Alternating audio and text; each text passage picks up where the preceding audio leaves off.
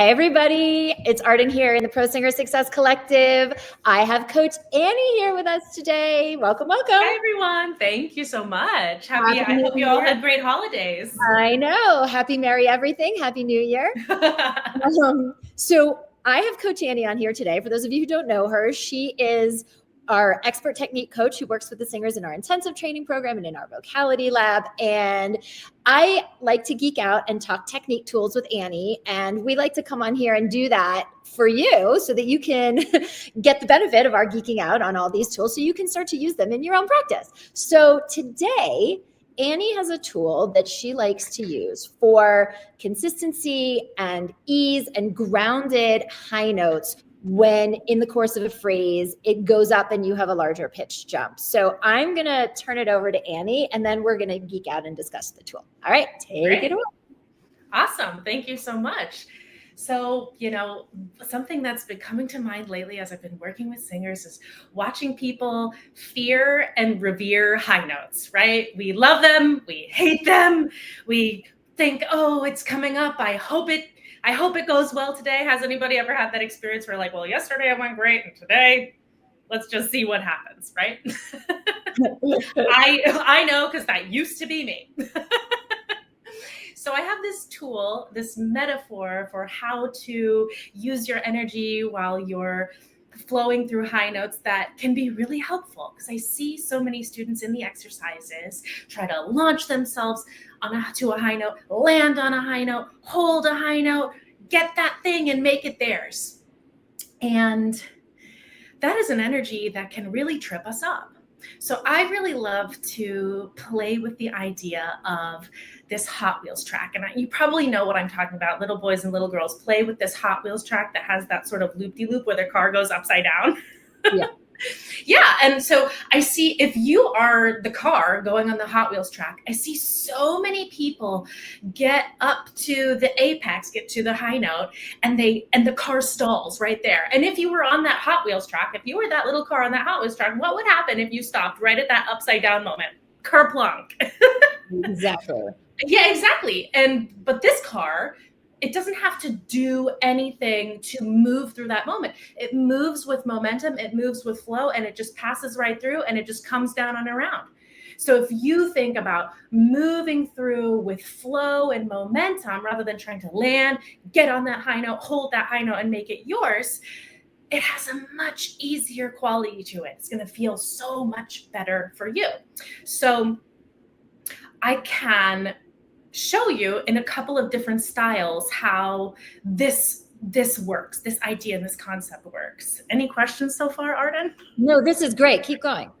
Okay, great. All right. So, I've done so many funerals, and one of the songs that I would often do at a funeral is the Weber Pie Jesu, which has these repeated higher notes over and over and over again to our delight or our despair. And if I'm trying to launch myself into that high note and grab it and hold it and make it sound good, like here's how it might come out.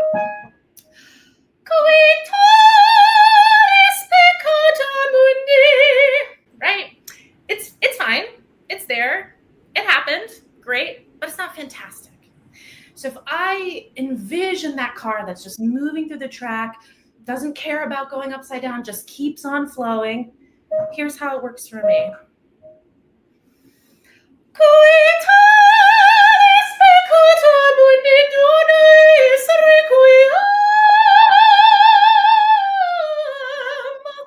Right? And what's cool about that example is that's a double loop-de-loop. Because you have it's a phrase that has two larger intervals. And if you pay attention to, how Annie's doing this, it's that idea of the train on a track here, where she's not making the high note more important than anything else. It just goes and it goes and it goes. So that was a great example. The other thing I want to point out about what she's talking about, I'm going to give you, so you're going to have Annie's language, you're going to have my language, is also the idea of not, when you have a longer, higher note, not holding the note in your body, in the sense that if you think to yourself, hold the high note, you will hold that. And then exactly what Annie was talking about, we don't have the momentum of the flow through the support. You're going to hold on the muscles of support. You're going to stop flexing through. You're going to hold in your throat. You're going to stop keeping that mechanism open. And so the idea is, when you hold a note, don't hold the note, right? Even if the note's not changing, whether it's high or low, continuing to move through so that that high note, that held note, is not more important than anything else. It's just that flow through on the Hot Wheels track, the train on the track. I love it. Okay, do you have another example, maybe in a different style? Exactly. Because this is not just for classical sounds. This is for everything. It really, truly doesn't matter. So, also I was thinking about this in the context of, there's a duet at the end of Jekyll and Hyde, the character Lucy, where she is just going way up to the stratosphere in her chest mix. And people can find this passage to be really difficult. And I understand why, if you're trying to launch and hold yourself into those high notes rather than just flow through it, let it happen, give up control, and surrender to momentum. So here's me. I'm going to do two phrases. Here's me if I'm really thinking about trying to grab that high note, hold that high note, and just really make it perfect. 'Cause the devil's to blame and the angels proclaim. Like, when I try to grab and hold onto that high note, I can just feel my inside musculature just really sort of squeeze and tighten and try to contain it for me, as opposed to the sound that happens as the audience member listening to that, right? Like, you guys, Annie's like, she knows how to demonstrate the bad way and the good way, right? So in the way of the holding right now, as an audience member, when you're listening to that, you're kind of going, oh, is she going to make it? Like, it makes the audience feel kind of uncomfortable too, because you feel that this performer is really working and really trying and really, and it's not as pleasant an experience for the audience member too. So not to mention that the sound is squeezy as well, but just from that impact perspective, I wanted to bring that forward too. Okay, so now right, because if I trust it, other people can trust it. Right. Did you guys get that? Did you get what she just said? If I trust it, then other people trust in my performance. And that's super important also if you're an auditioning performer as well. Right. Okay, so let's talk about what it takes to do it. Yeah. So when I do it, and I'm not thinking about it as a staircase that I'm trying to jump from stair to stair, and I'm just thinking about moving through, flowing through with momentum, here's the difference. 'Cause the devil's to blame and the angels proclaim. I don't have to do anything. It's so different. And so when she's talking, guys, about not stair stepping and not making each individual note a thing she has to hit and force and whack and prove, what happens is that her support becomes one send. The momentum she's talking about is the momentum in her lower support that isn't pushing each note. The angel, like, Instead, it's the angels. It's one thing that is creating that momentum. So can you talk a little bit more about the physiology that creates that? Absolutely. You're absolutely right that when we make them all individual things, so does the body. The body follows the mind.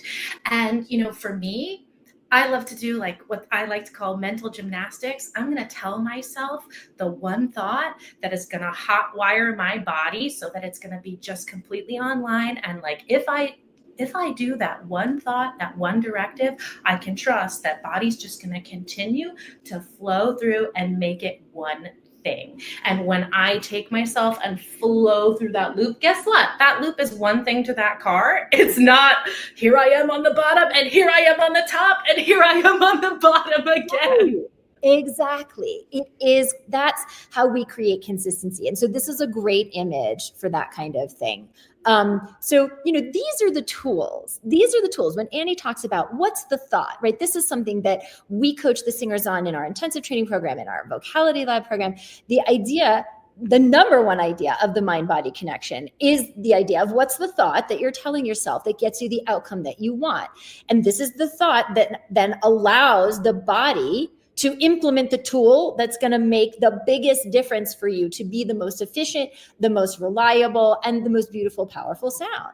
And we are doing a masterclass series coming up in a couple of weeks where we're going to give you a ton of these kinds of tools. So this is our ProSinger Career Accelerator Masterclass series. It's coming up January 21st through January 27th. This is a free 7-day online masterclass series. The focus of this one is master the craft, conquer the industry. This is your 2025 blueprint for success. So if you are experiencing inconsistency, if you feel like you have strain, tension, holding on those high notes, you are in that spin that Annie was talking about of like, I know that the high notes are in there. I feel them, but it's like, cross my fingers. Is it going to show up for me this time or is it not, right? It's because you don't have these kinds of tools for mind and body that bring that consistency every time. And so that's what we're going to be coaching on in this masterclass series. It's 90 minutes a day. We're going to be doing a whole day on breath support. We're going to be doing a whole day on resonance. We're going to be doing a whole day on finding your own artistry, on mixing, on tension, on strain, and a ton of mindset work to give you these tools that make all the difference in the world so that your 2025 progress and results in your singing and your singing career looks a heck of a lot different than what was happening in 2024. So we want to set you up for that success to blaze into 2025 really strong. So register for the Masterclass series and I will see you there. Bye guys. Hey guys, if you want to attend our next free 7-day online ProSinger Career Accelerator Masterclass series, which you absolutely should do, then click that square button in the left-hand corner down there to register and I will see you inside.